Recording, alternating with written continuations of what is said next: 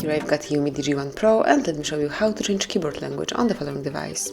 So at first let's open the messages and let me pick whichever contact there is around. Now as you can see, we've got English letter here. So let's open the settings, go to System, pick Languages and Input, go to Virtual Keyboard and select the Gboard.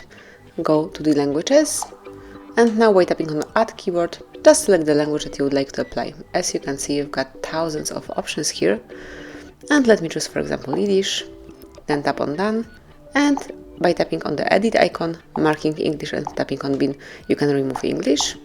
So as you can see from now on, you've got Yiddish included. Then if you'd like to change it again, just open the settings and go to the Languages and Input, pick Languages and Add Keyboard, select English or any other language, tap on Done, then remove Yiddish. And now, as you can see, you're back in English.